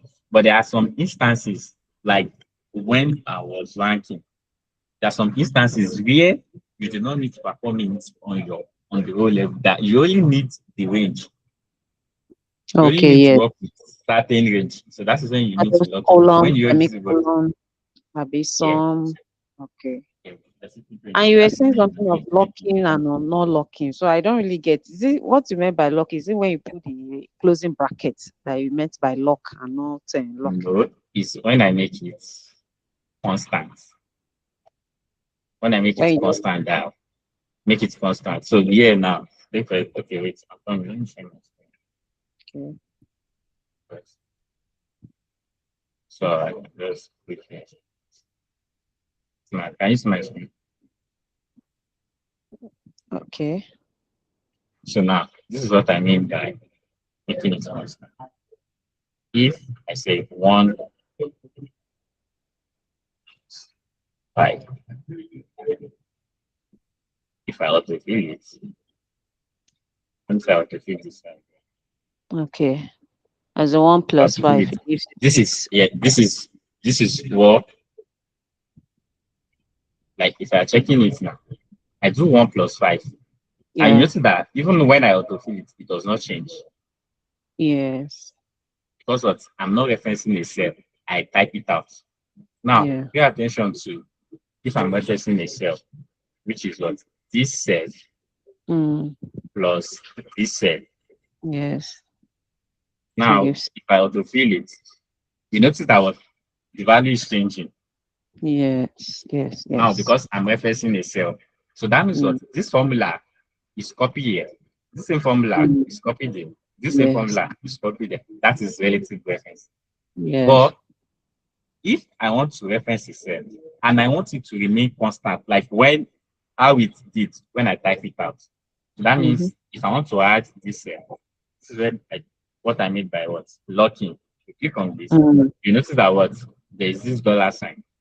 So now if I Yeah. add it and I lock this again, you notice there is this dollar sign. So if I Yes. press enter and I autofill it, you notice that what? It is returning 6. So this is what I mean by what? Locking. When I want to make it what? Constant. When I want to make it what? Constant. The proper way of making it constant is what? Is if you type it out. Yes. But if I don't want to type it out and I want to reference the cell, that's also another way of making it what? Of making it constant. So that is how the relative and absolute one works. Oh, Do you understand? okay. Yes. Thank you. And also, lastly, before we go, who can tell me the what are they calling this? The use case of test function? Test function.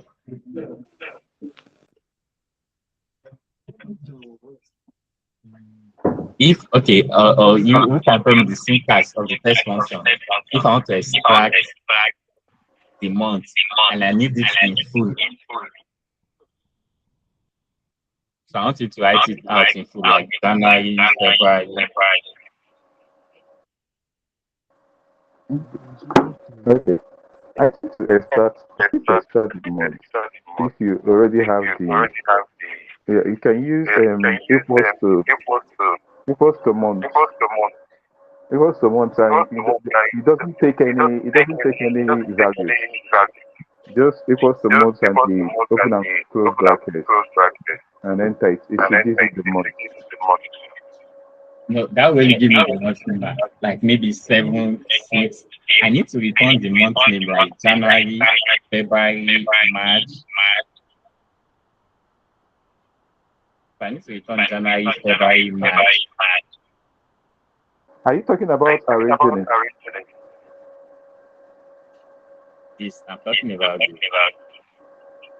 So that means you're talking about If I want to custom. extract this, if I want to extract this with test, if I want to extract it with this, can you tell me what my syntax will look like?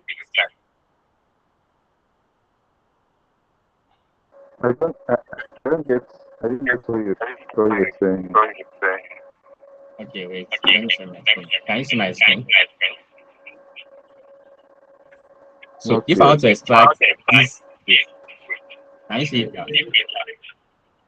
I can see it. I can see it. Okay. So now, if I want to extract the day like this, that's what I'm asking about. If I want to extract the day like this, what syntax? What is the syntax? Okay, that's D. I think it's equals to D. The problem is equals to D. Equals to D. They will return the number. They will return the number. Okay, then we'll return the number. I think I think it's is it D? It is. I think it's weekday. Weekday. I think it's weekday. See the syntax. This is for text. This is just what I'm asking that. How? Okay.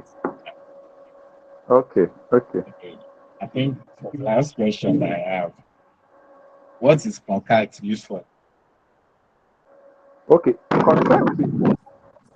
Contract is actually used for combining two cells, and what is in two cells. For example, you want to combine a surname and first name. You use concat to combine it. Then you have to also put a space in column, so to be able to space it out so they will not be together. Okay, okay, yeah, that's actually correct. So now it is the time. Our time is up. Is there any question before we end session? Please, I have a question, sir. Okay. Yes, good afternoon, sir. So you talked Yeah. about ceiling. You said that ceiling is when we want to move a certain number to the nearest whole number that can divide the significance. So my question Yes. is, what is the essence of using ceiling? Since it's going to give us a wrong figure when we divide, since it's going to round it up to the nearest whole number. That what is the What's the it's not essence? giving us wrong. It's not giving us wrong number. It's not giving us wrong number. If okay, say for example now, I asked you that uh I asked you that 250 divided by 37. Is it possible? Hello. Hello, sir. Yes, sir. 250 divided by 37. It's not Will possible, there sir. be remainder or no? There'll be Yes, there remainder. will be So if I remainder. ask you that, okay, which number above 250 that is directly above 250 that can divide 37? Tell me. Okay. I Do don't you know that. understand that approach? Yes, yes, Do you yes, understand? yes. So, if you're talking about smaller numbers, you are familiar with it. But there are some numbers that are what? If you're talking about large numbers, you obviously can't crack it up at once. Do you understand? Okay, okay, sir. So the 250 divided by 37 is even stiff here. Sometimes you might have to work with numbers that is larger than that. So to get the exact figure, so we make use of what? Filling of the floor. Do you understand? So Yes. is there any Yes. other question? Okay, so in the absence of no question, I will send the assignment to the group. We will meet next week, Saturday. Everyone have a nice day. Please, the assignment instruction should be clear this time, please. Okay, the head yourself. Thank you. All right, see you all next class. Have a nice day. Thank you.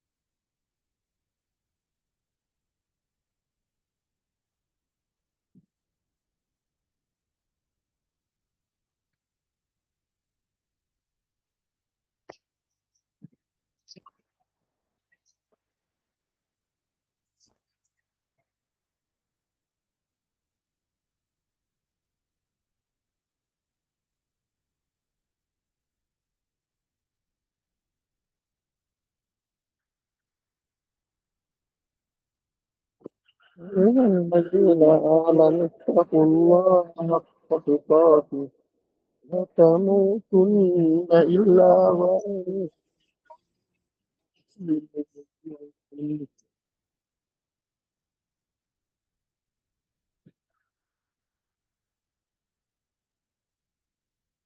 ولا تموتن إلا